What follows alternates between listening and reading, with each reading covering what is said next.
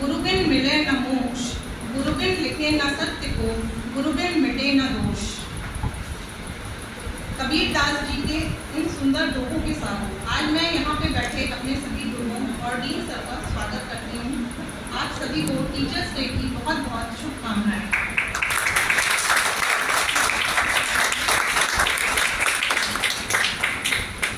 अब मैं अपने द्वारा लिखी हुई एक कविता प्रस्तुत करती हूँ।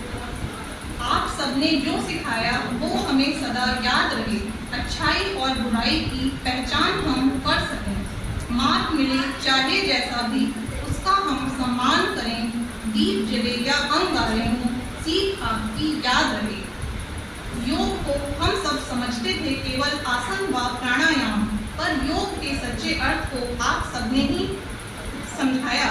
समग्र रूप से स्वस्थ रहने का मार्ग योग ने ही दिखाया और इस योग को हमें आपने ही समझाया और इस योग को हमें आपने ही समझाया। योग को हमें समझाकर आपने किया हमारी चेतना का विस्तार तथा खोले हमारे अंतर्मन के सभी द्वार, जिससे मिट जाएंगे हमारे संपूर्ण जीवन के अंधकार और दूर होंगे मन, शरीर व आत्मा के सारे विकार।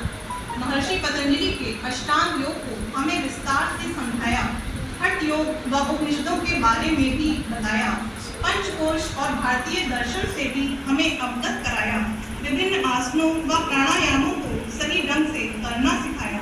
इन सबके बारे में हमें समझाकर हमें इतना परिपक्व बनाया कि हम सब शायद योग को थोड़ा समझ पाए हैं, आयुर्वेद और यौगिक आहार के द्वारा स्वस्थ रहने का रहस्य जान पाए हैं, अपने आहार व पोषण को संतुलित करना सीख पाए हैं तथा भगवद गीता में कृष्ण के उपदेशों का अर्थ जान पाए हैं।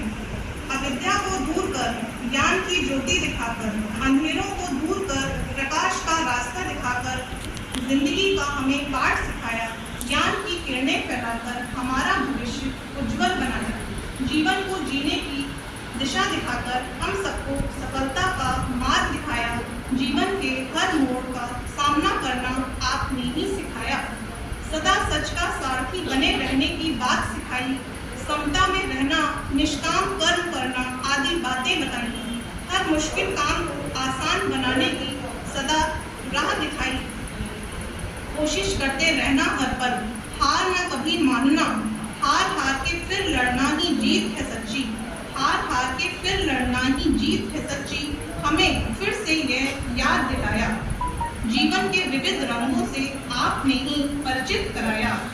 हो न जाए इस भीड़ में कहीं हम, हो न जाए इस भीड़ में कहीं हम, हमको हमसे भी मिलवाया और अहम ब्रह्मास्मि से भी आप ही ने हमें परिचित कराया, आप ही ने हमें परिचित कराया। धन्यवाद।